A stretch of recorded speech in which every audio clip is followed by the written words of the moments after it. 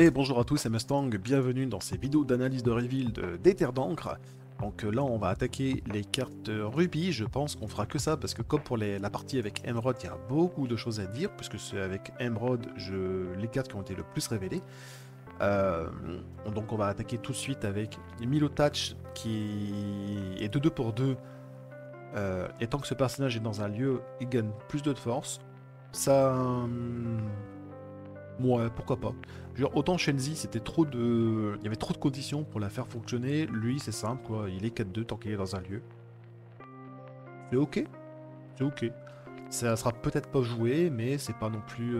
C'est pas dégueu, quoi. C'est la carte. Mais. Voilà. Nick Douille, il est 2-3 pour 2 ancrable. Il aura un. Voilà, c'est la Nuvadea archi basique. A noter qu'il y a un pandar qui synergise avec, mais ce pandar, l'effet il est nul, le pandar il est nul, donc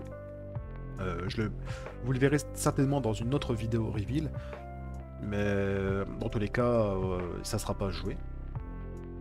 Ensuite, on a Scroop, il est 2-5 pour 5 ancrable, et lorsque ce personnage a des blessures, il gagne plus 3 de force, il part à l'aventure à 2. Donc ça veut dire que lui, il est au niveau des autres cartes 5-5 pour 5, il aura 2. Mais en plus, lui, il lui faut une condition. Donc, Scroop, il est sacrément nul. Ceci dit, si j'en parle un petit peu, si je ne l'ai pas déjà zappé, c'est parce qu'il a quand même des traits qui sont très intéressants. Il est méchant, alien et pirate.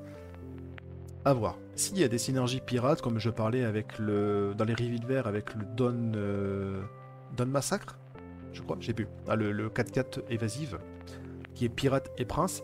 Si il y a un deck pirate qui doit exister, avoir les synergies pirates, est-ce que si jamais Scroop on peut le jouer pour 3 ou pour 4, c'est peut-être pas la même carte. Mais là en l'état, c'est quand même un gros paquet de merde si jamais il n'y a pas de synergie qui ressort pour le jouer peut-être moins cher. En parlant de gros paquet de merde, donc on a Maui. Alors ma copine quand elle l'a vu, elle a dit ah je l'avais pas reconnu, j'ai cru que c'était une grosse dinde. Et je suis assez d'accord avec lui, avec elle, pardon. Pardon. Je suis assez d'accord avec elle, c'est une grosse dinde. Donc il est 5-2, alors je vous mets la traduction quand même. Hein. Il est 5-2 pour 3 non ancrables. Chaque fois qu'un de vos personnages nommé Hey Hey part en quête, ce personnage obtient plus 1$ et perd le statut combattant pour ce tour. Oui, on parle bien du poulet inutile. Alors le poulet en jaune il est inutile, le poulet en violet il est sympathique mais on va pas se mentir, c'est quand même très très faible. On n'est pas à l'abri qu'il sorte un très très bon AA, mais franchement pour avoir envie de jouer cette grosse dinde, il faut un AA turbo broken quand même pour compenser une carte aussi nulle dans le deck. Donc voilà. Alors, les 5 de force, évidemment, c'est pour 3, c'est le bienvenu pour aller gérer des lieux. Mais merde quoi, il a même pas charge. Il aurait charge, je pense qu'on le jouerait. Il a même pas charge, donc... Allez. A noter que c'est encore un piaf qui va finir dans le classeur. Della Duck, elle est 3-3 pour 2 non ancrable, elle a la Reckless. J'ai pas envie de dire que c'est nul parce que 3-3 sur le tour 2, et ça met des stats. Hein. 3-3 sur le tour 2, c'est des vraies stats. Hein. Madame Mime Serpent, ah oui, vous allez dire Madame Mime Serpent, ça vous remonte une carte dans la main et en plus de ça c'est ancrable, mais ça vous force de jouer des drops 1 surtout. Là, aujourd'hui, dans la méta, en tout cas dans cette fin de méta de chapitre 2, on n'a pas trop envie de jouer des drop 1, il n'y a que Violet quasiment je crois qui joue des drop 1. En tout cas des drop 1, quand je dis des drop 1, je parle des 2-2 ou des 1-3. Je parle pas des Lilo parce qu'elles sont dans une autre stratégie encore. Mais il n'y a que Violet. Et Violet il les joue uniquement pour pouvoir jouer les Madame Mime, pour justement avoir ce body 3 sur le tour 2. Là vous avez le même body mais bon, vous jouez non ancrable. J'ai envie de dire que c'est pas nul. La carte est vraiment... Elle est ok. Elle est ok. Même un peu plus que ok. On va passer à Stitch, la petite fusée. Il est 3-1 pour 2, non ancrable. Il a charge. C'est un blast.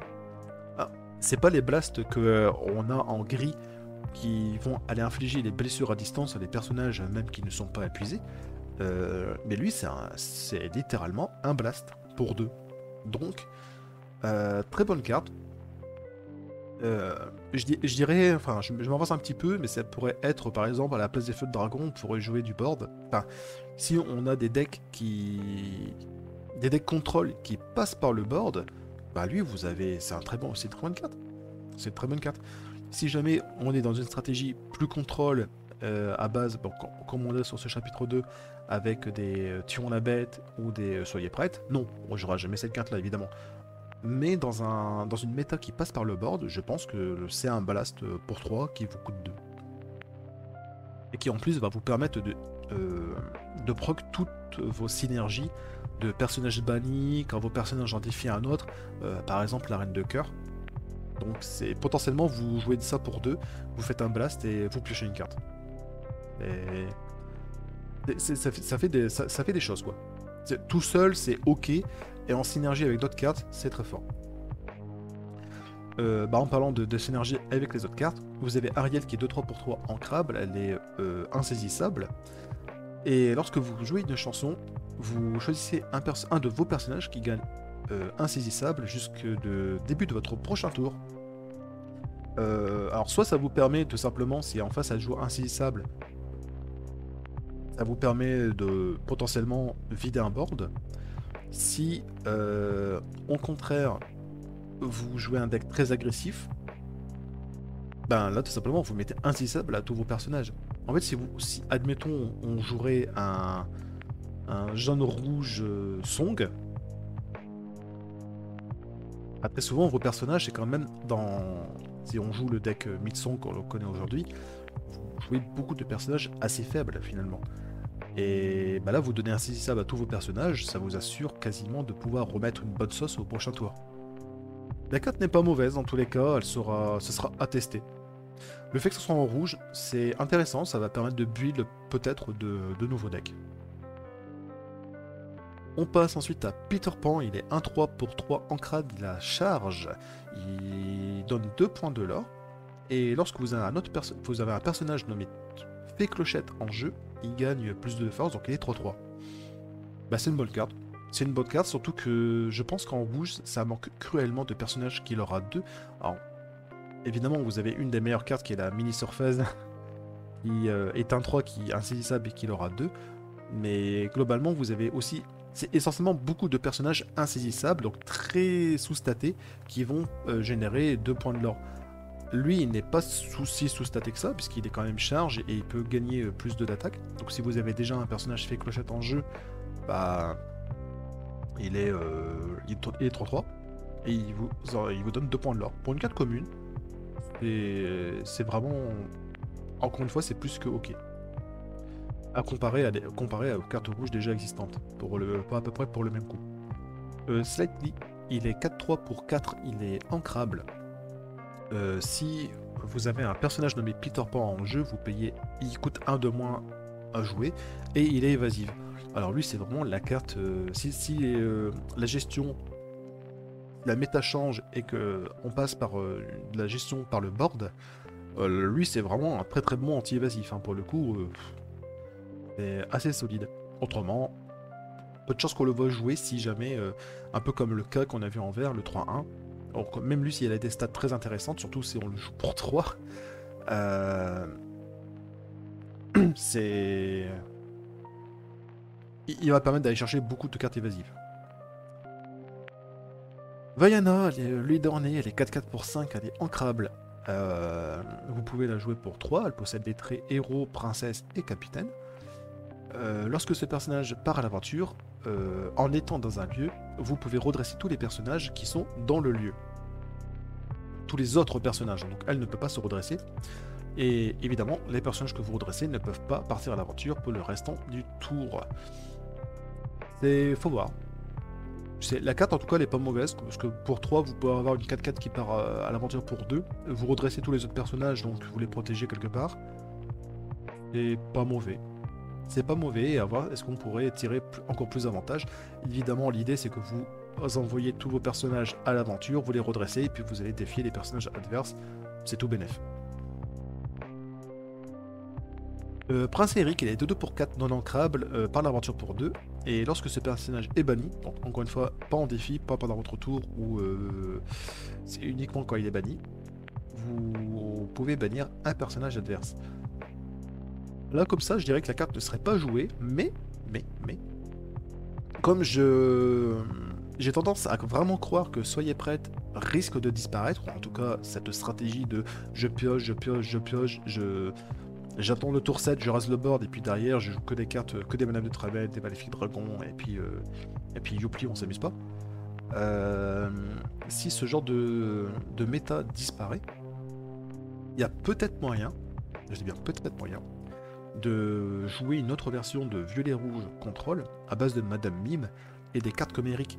Puisque Madame Mime, la chanson ou la Madame Mime sorcière, vous pouvez jouer Eric gratuitement, il la charge, donc potentiellement vous allez peut-être pouvoir trade quelque chose en face, et à la fin du tour, quoi qu'il arrive, Prince Eric se fera bannir, et vous allez pouvoir bannir encore une autre carte en face. C'est une idée, je dis pas que ça va être jouable, c'est une idée. Maui Baleine, donc encore une fois, toujours révélé par Ketal. 8-8 pour 7, c'est une baleine. Par l'aventure pour 1, ce personnage ne se redresse pas au début de votre tour, et vous payez 2, vous pouvez redresser ce personnage, il ne peut pas être envoyé à l'aventure pour le reste de tour. Alors, Maui, soit vous payez 2 pour le redresser, par exemple, vous défiez un personnage adverse, vous payez 2, vous le redressez, vous défiez un personnage adverse, vous payez 2, vous le redressez, etc. 8-8, on peut quasiment considérer que vous allez raser le board en face.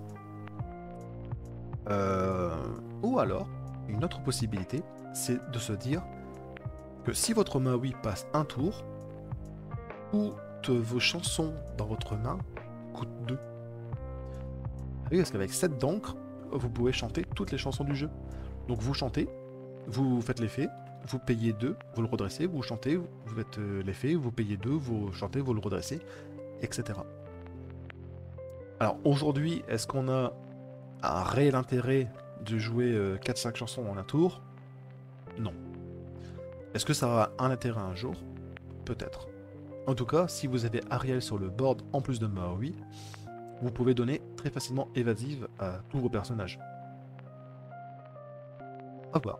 C'est genre des idées comme ça, je ne suis pas convaincu ni par l'un ni par l'autre, parce qu'actuellement c'est un peu compliqué de se projeter sur des cartes comme ça. Mais si, en tout cas, moi j'aime beaucoup le côté de me dire que toutes les chansons dans ma main coûtent 2, à part la première qui forcément va être chantée gratuitement. Voilà.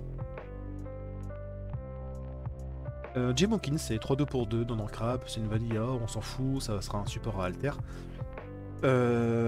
Jim Hawkins, il est 4-4 pour 5, il est ancrable, par l'aventure pour 2. Et alors lui, c'est une sacrée bonne carte aussi, et c'est lui, il donne très envie de jouer des lieux, notamment des lieux qui coûtent cher, puisque quand vous jouez Jim Hawkins, vous pouvez jouer gratuitement un lieu qui coûte 4. Et chaque fois que vous jouez un lieu, vous pouvez déplacer Jims dans ce lieu gratuitement. Bah ouais, de toute façon, on l'a tous vu, hein, c'est vous jouez Jims, vous jouez Fang, vous mettez Jims en Fang, bah vous êtes bien. Vous êtes bien parce que vous avez une 4-4 insaisissable hors d'atteinte. Fang, c'est pas si simple à aller chercher. Donc ça veut dire que si vous faites ça, il y a de fortes chances qu'au prochain tour, vous gagnez 2 points de lore via Fang, vous partez à l'aventure avec Jims, vous regagnez encore 2 points de lore, vous montez à 4. Et puis, alors, je vais y passer tout de suite. Voilà, vous avez cette carte. Moi, j'ai un rêve. Vous pouvez redresser un personnage dans un de vos lieux. Ils ne peuvent pas partir à l'aventure pour le reste du tour et vous gagnez du lore égal au lieu. Donc, bah, typiquement, ça veut dire que au début de votre tour, vous payez 2. En tout, vous aurez généré 6 points de lore. 2 avec le lieu, 2 avec Hawkins et encore 2 via cette carte-là. C'est efficace, c'est très efficace. J'aime beaucoup. Évidemment, la carte là, si vous ne jouez pas de lieu, elle est inutile. Mais ça donne vraiment envie. On va revenir sur ce Yago, Dive Bomb. vous bannissez un de vos personnages avec combattant pour et vous choisissez un personnage, pas forcément adverse, vous pouvez bannir un de vos autres personnages si vous voulez BM un petit peu votre adversaire. Et avec strictement moins de force que le personnage choisi. Ça me gêne beaucoup. Le strictement moins de force, je trouve ça... c'est trop. Ça aurait été avec autant ou moins de force. Peut-être que... Mais là, là, pour que ça soit strictement moins de force, la carte aurait peut-être pu coûter 1. À 1, on l'aurait sans doute joué, parce que finalement, vous allez envoyer peut-être à tout hasard Maui dans votre, sur un personnage en face, et vous payez 1, et puis votre Maui, vous le recyclez, et il va bannir un autre personnage redressé en face. La carte est pas mauvaise. En soi, elle est vraiment pas mauvaise, mais ça coûte cher, et en plus, cette restriction de strictement moins de force, ça fait vraiment mal, parce que ça veut dire que, évidemment, il vous faut des reckless avec beaucoup de force. Donc c'est Maui, ça peut être TK du 7-1, mais TK, vous avez pas du tout envie de jouer TK. Et et c'est aussi cette grosse dinde, quoi. Cette grosse dinde. Et déjà, lui, vous avez pas envie de le jouer. Et surtout, vous avez pas envie de jouer ça, et vous avez pas envie de jouer votre dive bomb derrière. Le Maui du 7-1, il a au moins la décence d'avoir 5 de volonté, ce qui fait que très souvent, il survit à cette raid. Donc un peu déçu de Dive Bomb, il lui manque un petit quelque chose pour que ce soit vraiment une bonne carte. Là, j'aurais tendance à dire que peut-être qu'on la verra pas.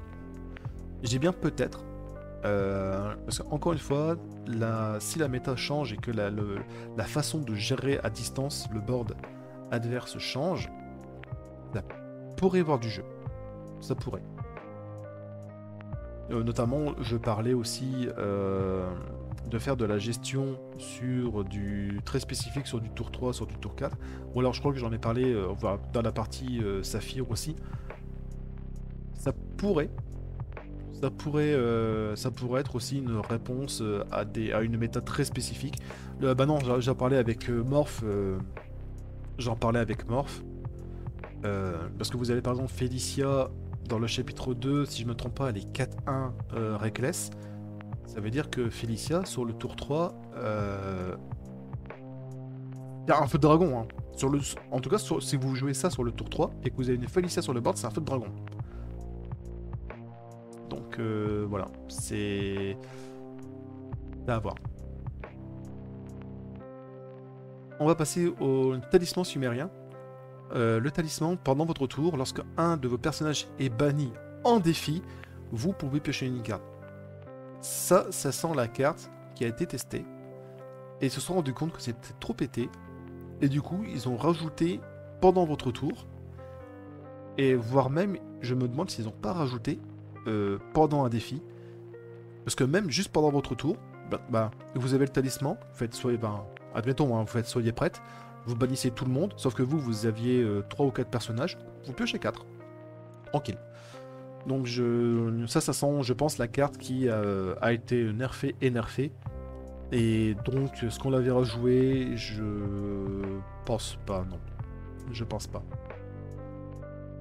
Et enfin, on termine ces reveals Ruby avec Voyage. Donc Voyage, c'est vous bougez 2 personnages que vous possédez dans le même lieu pour 1, c'est une action, c'est ancrable.